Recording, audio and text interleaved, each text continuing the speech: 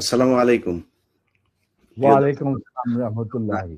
আপনাদেরকে গতকালকে যেমনটি ঘোষণা দিয়েছিলাম, সেই ঘোষণায় আমি কারো নাম বলিনি আজকে কে লাইভে আসবে। তারপরেও আপনারা ফেসবুক, ইউটিউব যত জায়গায় আমি পোস্ট করেছি সব জায়গায় মনে করেছেন যে মেজর ডালিম নামে আমরা যাকে চিনি, লেফটেন্যান্ট কর্নেল ডালিম বীর উত্তম, তিনি আমাদের সাথে উপস্থিত আছেন। আমি এই আপনারা সারা দেশের মানুষ যে অধীর আগ্রহ নিয়ে অপেক্ষা করছেন, আমি আপনাদের এই আগ্রহের সেই সময়টা আর বাড়াতে দিতে চাই না। আমাদের এই জাতির সূর্য সন্তান, যিনি আপনারা 2024 সালের স্বাধীনতা দেখেছেন, 1975 সালের যে স্বাধীনতা, সেই স্বাধীনতা এনে দিয়েছিলেন আপনারা যে মানুষটিকে দেখছেন, সেই মানুষটি জনাব মেজর ডালিম। আমি আপনাকে মেজর ডালিম বলেই চিনি, কারণ আপনার জীবনের সবচেয়ে যে পুণ্যের কাজটি করেছিলেন সেটা মেজর ডালিম হিসেবেই করেছিলেন, যে কারণে আপনাকে আমরা মেজর ডালিম হিসেবেই ডাকতে স্বাচ্ছন্দ্য বোধ করি। আপনি জাতিকে অ্যাড্রেস করতে পারেন। ধন্যবাদ ইলিয়াস। আজ অনেক বছর পর দেশবাসীকে আমার তরফ থেকে, বিশেষ করে নতুন প্রজন্মের ছাত্র জনতা যারা ফ্যাসিবাদ বিরোধী আন্দোলনে আংশিক বিজয় অর্জন করেছেন, তাদেরকে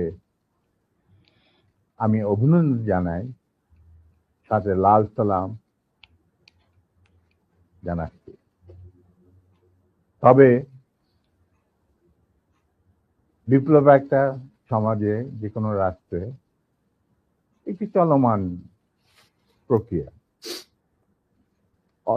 সেই অর্থে তাদের বিজয় কিন্তু এখনো পুরোপুরিভাবে অর্জিত হয়নি। তার জন্য আরো সংগ্রামের প্রয়োজন। পুরোপুরিভাবে অর্জন করার পর তাদের এমন একটা অবস্থানে থাকতে হবে যেখান থেকে তারা নীতি নির্ধারণ করতে পারবে। তাদের যে ইচ্ছা, চাহিদা, প্রত্যাশা, যার সাথে জনগণের প্রত্যাশা চাহিদা মিল রয়েছে, সেটা বাস্তবায়ন করার দায়িত্বটাও কিন্তু তাদের নিজেদেরই করতে হবে। তাদের দায়িত্ব অন্য কোনো মানুষ এসে করে দেবে না। সে যত বড় স্কলারই হোক, যতগুলি মেডেলের অধিকারী হোক, আমার দীর্ঘ জীবনের অভিজ্ঞতা বলে যে বিপ্লবী যে লক্ষ্য থাকে, সেই লক্ষ্য একমাত্র বিপ্লবীরাই সাধন করতে পারে, অর্জন করতে পারে। সেই জন্য তোমাদেরকে এখনই ঘুমিয়ে পড়ার সময় ঘুমিয়ে পড়লে চলবে না, সজাগ থাকতে হবে। আগামী দিনে যত কঠিন সংগ্রামই হোক, সেই সংগ্রামে আল্লাহর উপর ভরসা করে তোমাদের যুদ্ধে ময়দানে পাথরের মতো, ইস্পাতের মতো লৌহ কঠিন প্রত্যয় নিয়ে দাঁড়াতে হবে যে আমরা এই সংগ্রামে জিতবই, বিপ্লবকে সফল করব, এবং জনগণ এবং তোমাদের যে আশা আকাঙ্ক্ষা, একটা সুখী সমৃদ্ধ বাংলাদেশ গড়ে তোলা। এই ভারতীয় সম্প্রসারণবাদী হিন্দুত্ববাদী ভারত, যার কবজায় আমরা প্রায় চলে গিয়েছি, সেই অবস্থান থেকে সেই 71 মতো আরেকটি স্বাধীনতা আমাদের অর্জন করতে হবে। তা না হলে তোমাদের বিপ্লব ব্যর্থতাই পর্যবেসিত। আমি এর বেশি কিছু আর বলতে চাই না। স্যার, সরাসরি মানুষ এই 50 বছর যে প্রশ্নটা আপনাকে করার জন্য অপেক্ষায় আছে আমি মনে করি, 75 কেন হয়েছিল স্যার? ইলিয়াস, 75-এ তোমার কি বয়স ছিল আমি জানি না, তবে আমার জন্ম হয় নাই স্যার। হ্যাঁ, তবে 75-এ যে মুজিব মুজিব 70-এর ইলেকশনের সময় 72-এর আগে, মানে 71-এর মুক্তি সংগ্রাম শুরু হওয়ার আগে ছিল, তার চরিত্র ছিল এক ভিন্ন প্রকৃতি। তাই তিনি বাঙালি জাতীয়তাবাদের সংগ্রামে যথেষ্ট অবদান রেখেছেন। কিন্তু স্বাধীনতা যখন পাকিস্তান আর্মি 25-26 রাতে মানে বাঙালিদের উপর, নিরীহ বাঙালিদের উপর শেখ সন্ত্রাসবাদ, অ্যাট্রোসিটি বলো, জেনোসাইড বলো, চালালো, এবং যাতে লক্ষ লক্ষ হাজার হাজার শিশু, নারী, পুরুষ প্রাণ হারালো, ছাত্র জনতা, কোনো কারণ ছাড়া। তারপর তখন সেই অবস্থায় আমাদের দেশের তথাকথিত বড় বড় জাতীয় নেতারা বিভিন্ন দলে, তাদেরকে কিন্তু কাউকে খুঁজে পাওয়া গেল না। তারা তখন তাদের নিজেদের জীবন বাঁচিয়ে যার যার মতো জায়গায় চলে গেলেন। মুজিব স্বয়ং পাকিস্তান আর্মির কাছে ধরা দিলেন এবং তাদের সাথে একটা বন্দোবস্ত করে তার পরিবারের ভরণ পোষণের দায়িত্ব আর্মির হাতে তুলে দিয়ে তিনি পাকিস্তানে পাড়ি জমান। ডাক্তার কামাল হোসেনকে সঙ্গে, যিনি ছিল major via media between Mujib and the army junta. তখন সেই দিশাহারা মানুষ বুঝতে পারছিল না বাংলাদেশে যে তারা কি করবে, তারা কোথায় যাবে, কিভাবে নিজের প্রাণ বাঁচাবে। সেই সময় চিটাগাঙ্গে থেকে ভেসে আসলো মেজর জিয়ার স্বাধীনতার ডাক। আমি তখন পাকিস্তানে চাকরিরত অবস্থা। সেই ডাকে দেশের লোক একটা আলোর রশ্মি দেখলো যে হ্যাঁ, আমাদেরকে এইভাবে মরণের হাত থেকে বাঁচার জন্য আমাদেরকে যুদ্ধ করতে হবে। Simple is that. আর সমস্ত দেশে সর্বপরিসরে লোক বিদ্রোহ, সেই মুক্তিযুদ্ধ সংগ্রামে ডাকে সাড়া দিয়ে মুক্তিযুদ্ধ গড়ে তুলবে। আমরা ওখানে বসে থাকুন না, যারা পেরেছি, যাদের সাহস ছিল, যাদের দেশপ্রেম ছিল, যারা পাকিস্তানের আর্মি জান্তাদের নির্যাতন, নিষ্পেষণ, বৈষম্যমূলক আচরণের বিরুদ্ধে জানা ছিল, তারাও সেই সংগ্রামে যোগ দেন। অনেকেই পালিয়ে এসে জীবনের ঝুঁকি নিয়ে। আমি ছিলাম তাদের মধ্যে সর্বপ্রথম গ্রুপ লিডার, যে আরো দুজন আমার সাথীকে নিয়ে আমি এসে যুদ্ধে যোগ দেই। কোন বিবেকবান বাঙালি তখন যারা পাকিস্তানে চাকরি করতেন, তাদের পক্ষে নিশ্চুপ বসে থাকা সম্ভব ছিল না। তবে এটাও ঠিক, অনেকেই ঠিক বুঝতে পারছিল না যে কি হচ্ছেটা কি। কোনো খবর নাই, চিঠিপত্রের আদান প্রদান নাই, কোন রকম সংযোগ নাই। বিদেশি মিডিয়া, ভয়েস অফ আমেরিকা, তারপরে BBC, radio Australia, radio India, এই সমস্ত ওখান থেকে যা কিছু জানা যাচ্ছিল ওটা সম্পূর্ণভাবে বিশ্বাসযোগ্য ছিল না। তারা তাদের মতো করে বলতে থাকে এবং আমরা শুনতে থাকি। তাই অনেকেই ঝুঁকি নিতে রাজি ছিলেন না। আর একটা সমস্যা ছিল, অনেকেই পরিবার সহকারে থাকতেন পশ্চিম পাকিস্তান। কারণ বউ বাচ্চা নিয়ে তো আর পালিয়ে যাওয়া সম্ভব না সবার পক্ষে। কিন্তু আমি ছিলাম তখন ব্যাচেলার। আমার সাথে যে দুজন সাহসী সহযোদ্ধা চলে আসে আমার ডাকে, তারা ছিলেন কর্নেল নূর চৌধুরী, তখন অবশ্য লেফটেন্যান্ট নূর চৌধুরী আর লেফটেন্যান্ট মতিউর রহমান, পরে দুজনই কর্নেল এবং রাষ্ট্রপতি, একজন মানে নূর রাষ্ট্রপতি। আমরা চলে আসি, এসে মুক্তিযুদ্ধে জয়েন করি। তো আমরা তিনজনই ছিলাম স্পেশালাইজড অফিসার। স্পেশালাইজড অফিসার বলতে বোঝা যায় যে যাদের কমান্ডো ট্রেনিং থাকে, স্পেশালাইজড ওয়ারফেয়ারের উপর জ্ঞান থাকে, এবং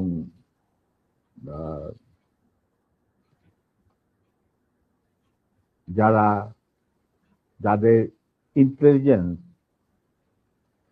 অপারেশন কিভাবে বিশ্বজুড়ে চলে সে সম্পর্কে জ্ঞানে তারা অভিজ্ঞতা সঞ্চয় করেন বিভিন্ন কোর্সের মাধ্যমে। তা আমরা ছিলাম তিনজনই সেই ধরনের অফিসার। তাই আমরা জীবনের ঝুঁকি নিয়ে আল্লাহর নাম নিয়ে বেরিয়ে পড়ি এবং অতি সহজেই দিল্লি পর্যন্ত পৌঁছতে। এবং সেখানে আমাদেরকে রিসিভ করা হয় সাউথ ব্লকে, মানে প্রাইম মিনিস্টারের অফিসে শ্রীমতী ইন্দিরা গান্ধী, প্রধান founding father general Ruban Singh, D P Dhar, মুখ্য সচিব প্রাইম মিনিস্টারের and in charge of Bangladesh affair, এনারা আমাদেরকে রিসিভ করে। তারপর অনেক আলাপ আলোচনা,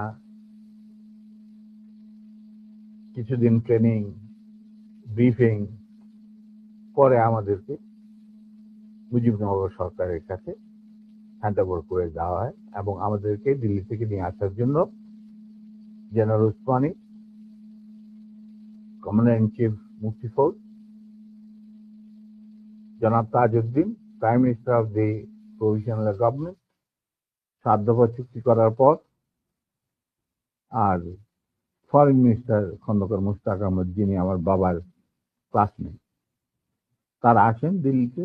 এসে তাদেরকে ফর্মালি আমাদেরকে হ্যান্ড ওভার করে দেওয়া হয়।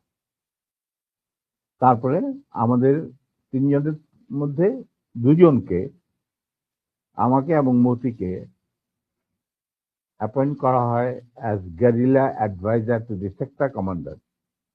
মানে 11টা সেক্টরের মুক্তিযোদ্ধাদের রিক্রুট করা, তাদের ট্রেন করা, তাদেরকে ইন্ডাক্ট করা, অপারেশন করানো, সব দায়িত্ব পড়ে আমাদের দুজনের উপর। আমরা এই 11টা সেক্টরকে ভাগ করে নিই। আর Noor being the junior most, Osmani সাহেব উনাকে তার পার্সোনাল স্টাফ অফিসার হিসেবে মুজিবনগর সরকারের যে হেডকোয়ার্টার ছিল মুক্তিবাহিনী, সেখানে তার সাথে রাখেন। এবং শেষ পর্যায়ে কিছুদিনের জন্য নূর অনেকটা দৃঢ়তার সাথেই উসমানীর সাথে আলাপ করে সাউথ বেঙ্গলে চলে যায় এবং মুক্তিযুদ্ধে সক্রিয়ভাবে অংশগ্রহণ করে। সেও আঘাতপ্রাপ্ত, মানে সেও যুদ্ধে ইনজিওর্ড হয় একটা অপারেশনে, এবং তাকে বীর বিক্রম খেতাব দেওয়া হয়। আর আমি যুদ্ধের সময় 3-4 বার আহত হয়েছি, তার একটা নিদর্শন আমার দেখো, হাতের অবস্থা এখানে সেখানে সবকিছু অর্ধেক বোধ হয় আর্টিফিশিয়ালি ক্রিয়েটেড, রিক্রিয়েটেড, যেটাকে প্লাস্টিক সার্জারি বলা হয়। But then I continue. তারপর সেনাবাহিনী গঠন করা, বাংলাদেশ মিলিটারি একাডেমি স্থাপন করা, পিটি স্কুল মানে ফিজিক্যাল ট্রেনিং স্কুল স্থাপন করা, সিলেটে ওয়েপন অ্যান্ড ট্যাকটিক্স শেখার স্কুল স্থাপন করার সব দায়িত্ব আমরা পালন করি। এর সাথে সাথে চলে রিক্রুটমেন্ট ফর আর্মি, যে 5টা ব্রিগেডের সাইকেল দিয়েছিল বুঝি, এই ব্রিগেড 5টা এবং বিমান বাহিনী, নৌবাহিনীর জন্য রিক্রুটমেন্টের ইনচার্জ ছিলেন deputy chief of staff Ziaur Rahman. যদিও তিনি সিনিয়র ছিলেন, তাকে তো বানায়নি চিফ, তাকে তো অ্যাজ এ কর্নেল বের করে দিতে চেয়েছিল, কিন্তু পারেনি, আমাদের জন্যই পারেনি। আচ্ছা, যাই হোক, ওনার স্টাফ অফিসার হিসেবে দায়িত্ব পড়ে আমার উপর। আর আমি একাই আমার অন্যান্য সহযোদ্ধা কমান্ডারদের লিস্ট ওরা পাঠিয়ে দিত। আমি প্রায় 25,000 প্রাক্তন মুক্তিযোদ্ধা যারা আমাদের আন্ডারে চাকরি করেছে, মানে যুদ্ধ করেছে, তাদেরকে আমি আর্মিতে, এয়ারফোর্সে, মানে ডিফেন্স ফোর্সে, নেভি ইনক্লুডেড, নিয়োগ রিক্রুট করি। তারপর চাকরি করতে থাকি, চাকরি চলতে থাকে। এই হচ্ছে আমাদের স্বাধীনতা সংগ্রামের ছোট্ট সিনপসিস। বলো এরপর কি, আর কি জানতে চাও?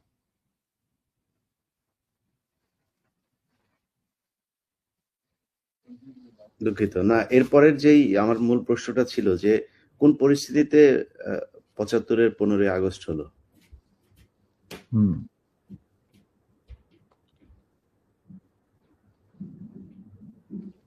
খুবই স্পর্শকাতর প্রশ্ন ইলিয়াস। নিজের বাদ্য নিজে বাজানো অনেক সময় ঠিক হয় না, কিন্তু তুমি যখন প্রশ্ন করেই বসলে, তাহলে একটা ছোট্ট জবাব দেবো। স্যার, এই আমার ইউটিউব চ্যানেলে আমি আজকে প্রায় 5 বছর হলো ভিডিও লাইভ করি, প্যাকেজ দেই। সোফার আই রিমেম্বার আমার সবচেয়ে বেশি একসাথে ভিউয়ার ছিল সম্ভবত 20 বা 25,000। আমি মাত্র খেয়াল করলাম এই মুহূর্তে 1,70,000 মানুষ এট এ টাইমে ওয়াচিং আওয়ার ভিডিওস। এটা তো তোমার, the credit goes to you. No, credit goes to you, man. Goes to you. Well, I'm just মানে well, যা কিছু হয় আল্লাহর ইচ্ছায় হয়। আমি একজন আমি এই জন্যই বললাম যে আপনার নিজের ঢোল, আপনি যেটা মানে বাজানোর কথা বলছেন, আপনি তো বাজান নাই, 50 বছর চুপ ছিলেন। যেই স্বাধীনতা আপনারা এনে দিয়ে গিয়েছেন, সেই স্বাধীনতা না আসলে তো আজকের শেখ হাসিনা যে অবস্থায় দেশকে নিয়ে গিয়েছিল, সেই 75-এর পরে আর হয়তো 2-1 বছর লাগতো শেখ মুজিবের সেখানে নিয়ে যেতে। তো আমাদেরকে এই যে উদ্ধার করে দিয়ে গিয়েছেন, এই কৃতজ্ঞতা বোধটা বাঙালি জাতির নেই, যে কারণে আজকে মেজর শরীফুল হক ডালিম বাংলাদেশের মাটিতে নেই। অথচ আপনাদেরকে সর্বোচ্চ সম্মাননা দিয়ে আমাদের দেশে রাখা দরকার ছিল, সেই সম্মানটুকু আমরা দেখাতে পারি নাই বলেই মাঝে মধ্যেই আবার 2024 আসে। তো আপনি ওইটা নিয়ে আমার মনে হয় দেরি তো অবশ্যই হয়েছে, কিন্তু আমাদের জানা উচিত, এই জাতি প্রতিটা মানুষ জানতে চায় কি হয়েছিল 75-এর 15ই আগস্ট। প্রথম কথাটা হচ্ছে যে 15ই আগস্ট কিন্তু কোনো বিচ্ছিন্ন ঘটনা না। এটা সূত্রপাত হয় মুক্তিযুদ্ধ চলাকালীন অবস্থায়। আমরা বুঝতে পেরেছিলাম যে বাংলাদেশের মুক্তিযুদ্ধটা অ্যাকচুয়ালি কাদের ইন্টারেস্টে হচ্ছে। এটাকে আমাদের ইন্টারেস্টে হচ্ছে যে আমরা আমাদের দেশ যুদ্ধ করে স্বাধীন করব, নাকি এটার পেছনে অন্য কোনো উদ্দেশ্য কাজ করছে? যখন 7 দফাতে চুক্তি করে নজরুল ইসলাম আর তাজউদ্দিনকে পারমিশন দেওয়া হলো to establish provisional government in Calcutta, এই 7টা ক্লজ পড়ে সাইন করার পর, দস্তখত করার পরে নজরুল ইসলাম সাহেব ফিট হয়ে পড়ে গিয়েছিলেন। যে এটা তো একদম একটা দাস খত যে আমরা ক্রমান্বয়ে ভারতের একটা করদ রাজ্য, তারপরে একটা অঙ্গরাজ্য হিসেবে অঙ্গরাজ্যে পরিণত হবে বাংলাদেশ, হবু বাংলাদেশ। আর ওই joint declaration between Usmani and general Manekshaw joint command establish করার পর কথা ছিল যে general Usmani on behalf of Bangladesh government will invite General Manekshaw to come and be present as an auxiliary force commander, সহায়ক শক্তির কমান্ডিং চিফ হিসাবে in the surrender ceremony, but the instrument will be signed by the Mukti Fauj commander in chief, who was General Usmani, Colonel Usmani. কিন্তু সেটা হতে দেওয়া হলো না।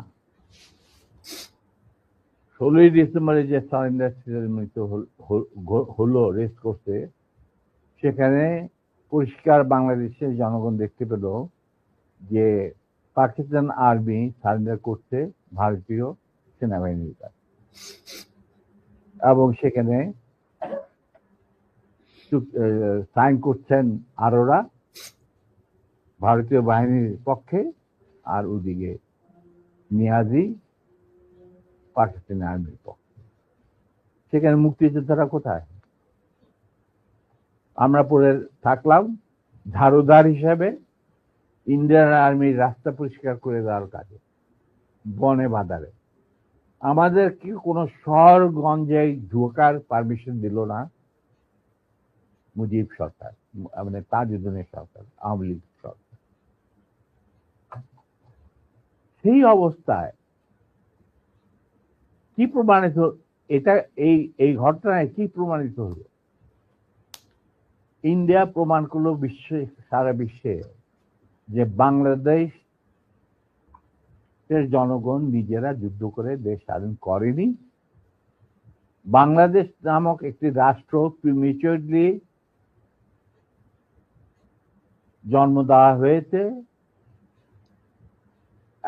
as an outcome of Indo-Pakistan war, যেখানে India জিতেছে। এইটা হলো ইতিহাসের শুরু। তারপর মুজিবকে যখন ছাড়া হলো, সে তো কিছুই জানতো না যে দেশ স্বাধীন হয়েছে, কোন মুক্তি ফৌজ বলে কিছু ছিল, হাজার হাজার লোক দেশচ্যুত হয়েছে, প্রাণ হারিয়েছে, কি জানতো। সে তাকে যখন ছেড়ে দেওয়া হলো, তখন ইন্দিরা গান্ধী তাকে পাকিস্তানে ফোন করে বলল যে, ফোন করলো মুজিব, ফোন করে বলল যে আমি দেশে ফিরে যাচ্ছি। তখন ইন্দিরা গান্ধী বলল, যাওয়ার আগে আপনার সাথে দেখা করে আমি আপনাকে কৃতজ্ঞতা জানতে চাই। তো তখন ইন্দিরা গান্ধী বলল, কৃতজ্ঞতা জানাবেন, আপনি ফোন না করলে আমি আপনাকে ফোন করতাম, আপনাকে ঢাকায় সরাসরি আপনি যাবেন না, আপনি নয়াদিল্লি হয়ে যেতাম। মুজিব সেটাই করলেন, তিনি চলে গেলেন নয়াদিল্লি, লন্ডন হয়ে।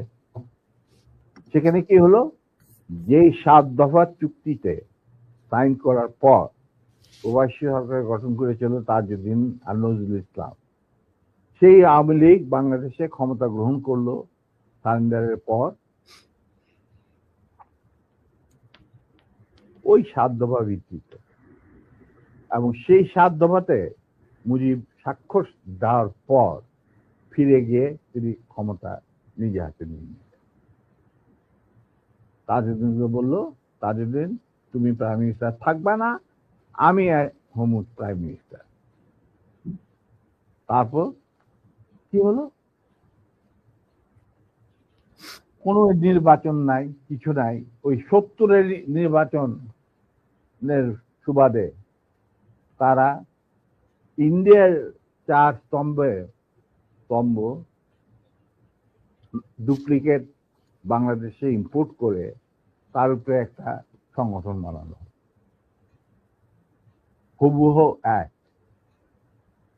শুধু তাই না, রবীন্দ্রনাথ ঠাকুর, যাকে নিয়ে আমরা নাচানাচি করি এবং অনেকের মানে ভাসে যায়, আপ্লুত হয়ে যায় আবেগে, এই রবীন্দ্রনাথ ঠাকুর একজন ইন্ডিয়ান নাগরিক এবং ইন্ডিয়ার জাতীয় সঙ্গীতের রচয়িতা।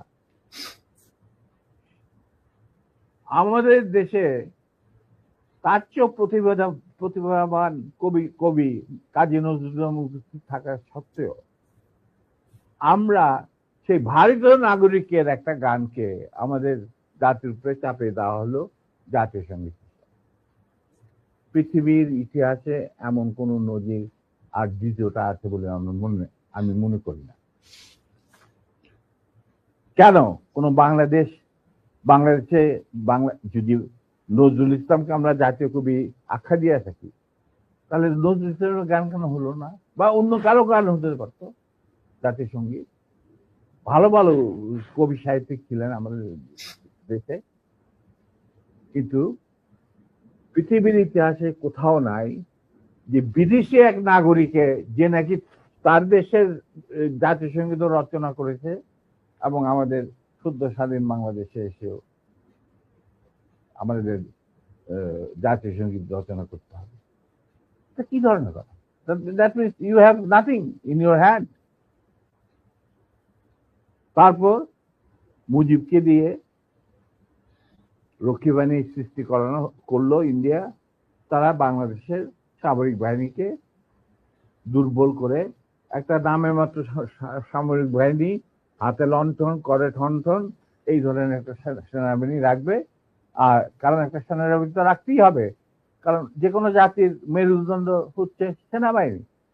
ওই হাতে লণ্ঠন করে ঠনঠন, আর আসলে তার চেয়ে অনেক শক্তিশালী একটা বাহিনী গঠন করলো ইন্ডিয়া।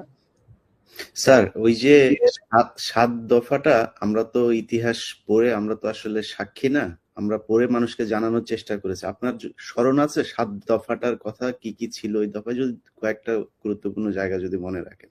দেখো ভাই, আমি তো অ্যাকচুয়ালি 7 দফা একদম টোটো এগুলো আমার বইতে লেখা আছে। যারা এটা কেন জিজ্ঞেস করলাম স্যার, কারণ হচ্ছে মানে আপনি তো করতে পারবেন না স্যার, সেনাবাহিনী তো 7 দফা মানলে করতে পারবেন না স্যার। আমার পক্ষে হয়তো এখন রিকালেক্ট করা অফেন ডিফিকাল্ট, কারণ আমার মাথায় অনেক কিছু খেলা করে। জি স্যার। দু একটা জিনিস বলছি, যেমন ধরো মুজিব এবং তার সরকারকে প্রোটেকশন দেওয়ার জন্য ইন্ডিয়ান আর্মি অবস্থান করবে বাংলাদেশ। বাংলাদেশের কোনো শক্তিশালী সামরিক বাহিনী গঠিত হবে না। বাংলাদেশের কোনো স্বাধীন বৈদেশিক নীতি থাকবে না।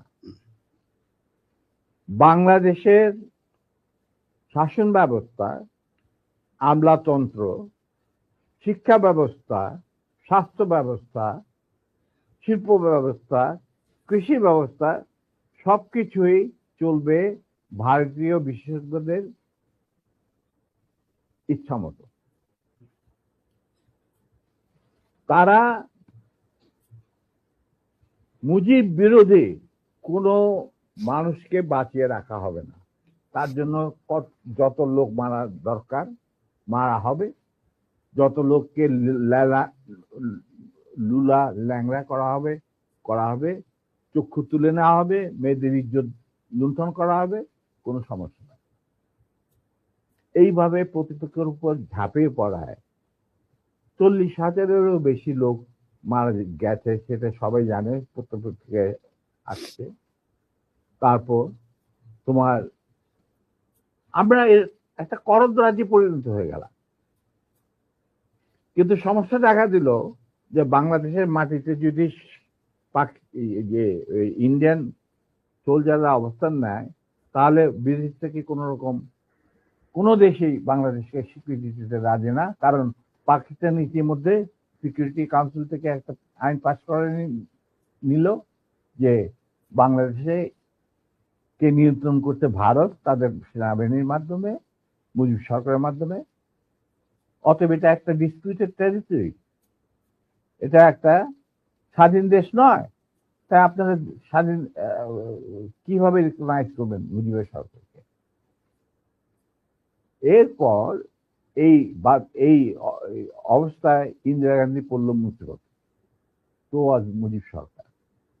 তখন ইন্ডিয়ান সরকার ডিসাইড করলো যে ঠিক আছে, আমাদের সোলজার আমরা ফেরত নিয়ে আসবো, তার পরিবর্তে আমরা জাতীয় রক্ষী বাহিনী বানিয়ে, তাই করা হলো। তো যে কাজটা ইন্ডিয়ান আর্মি করছিল সেটা পরে জাতীয় রক্ষী বাহিনী করলো। আর কি ধরনের অত্যাচার, অবিচার, কি ধরনের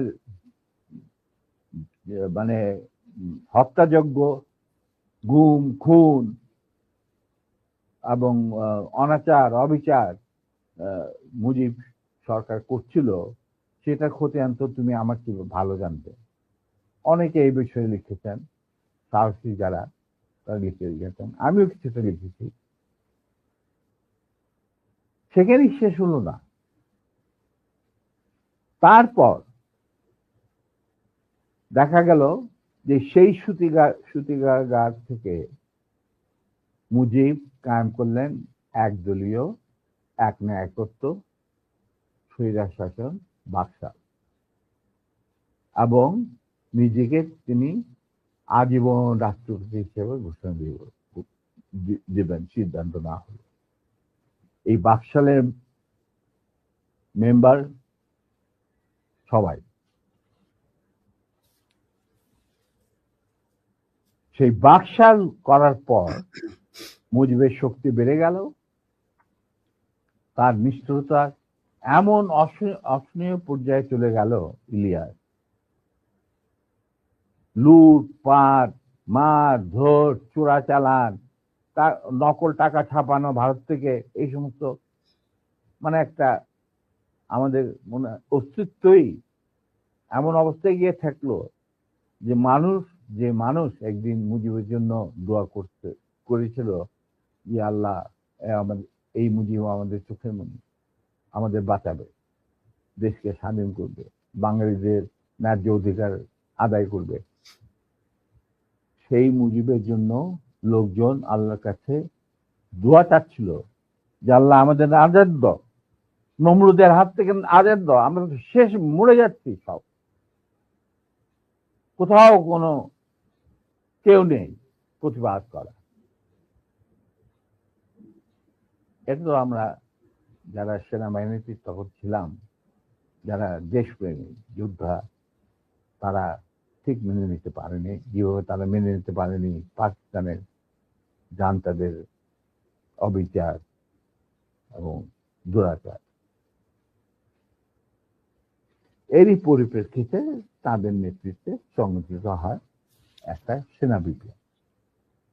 অনেকে বলে মুজিবকে মারা হলো কেন? মুজিব তো মারা যায় নাই, মুজিব নিহত হয়েছে একটা সেনা অভ্যুত্থানের ঘটাকালে। সেনা অভ্যুত্থান তো আর খালে যাতে মার্বেল খেলে না, ওখানে দুই পক্ষ থেকেই গোলাগুলি হয় এবং হতাহত হয় দুই পক্ষে।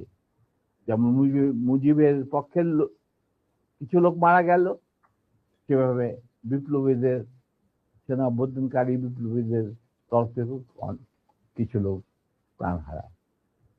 এটাই বাস্তবতা। কিন্তু তারা বিজয়ী হয়ে গেল, বিপ্লবীরা বিজয়ী হলো, তারা ক্ষমতা তাদের নিজের হাতে নিয়ে নিল স্বতঃস্ফূর্ত ভাবে। ইলিয়াস, ঘোষণাটা অবশ্য আমি দিয়েছিলাম, স্বতঃস্ফূর্ত ভাবে মুজিবের সেই মৃত্যুর খবর জানার পর আর বাকশালের পতনের খবর জানার পর লাখো লাখো লোক, মানে দেশের রাস্তা ঘাট, গঞ্জ, শহর, বন্দর, নগর, গ্রাম, সবাই আনন্দ মিছিল বের করলো। আমরা তো এই সমস্ত লোকজনকে ডেকে নিয়ে আসিনি, স্বতঃস্ফূর্তভাবে লোকজন।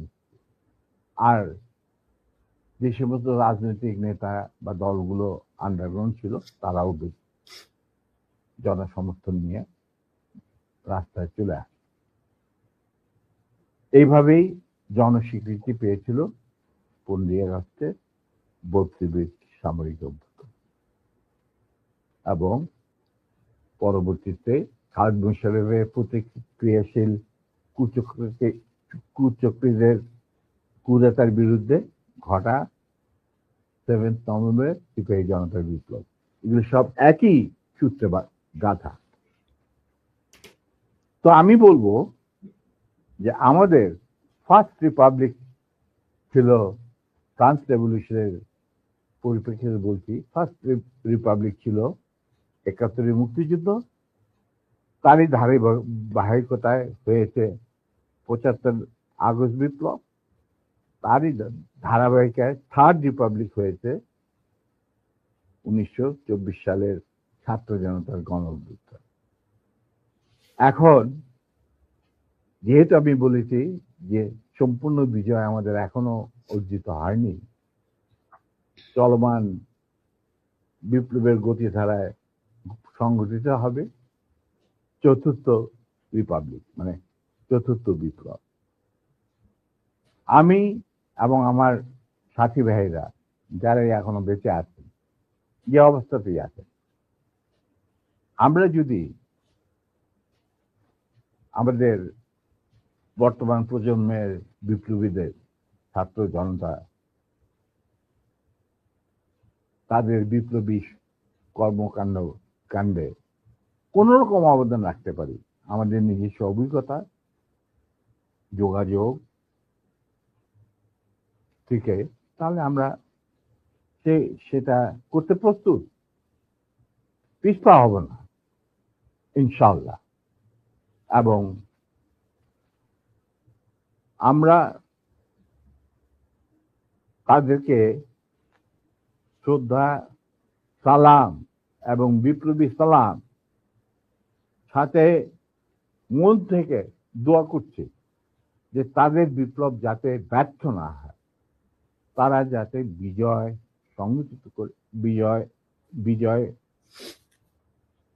অর্জন করে, তারা যাতে একটা সুখী, সমৃদ্ধ, শক্তিশালী বাংলাদেশ গড়ে তুলে তাকে দুর্জয় ঘাঁটি হিসেবে স্থাপিত করতে পারে।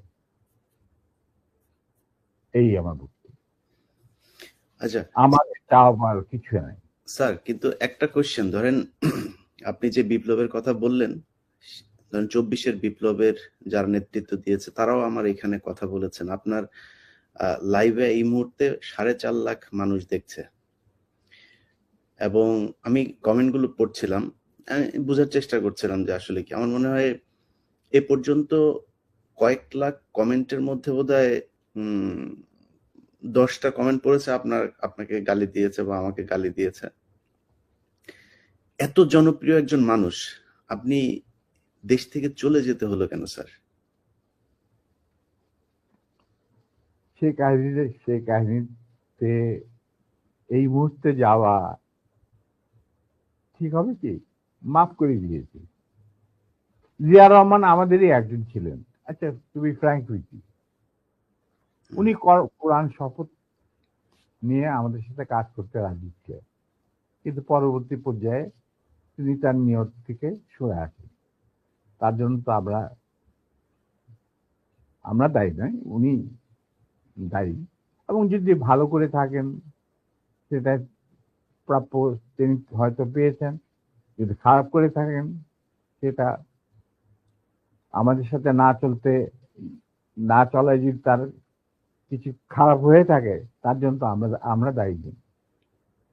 তবে হ্যাঁ, একটা সময়ে আমি যখন চীনে ছিলাম রাষ্ট্রদূত, তিনি আমার বাবা কিন্তু জিয়া রহমানের ক্যাবিনেটের সিনিয়র মিনিস্টার পদে নিযুক্ত ছিলেন, কারণ আমার বাবা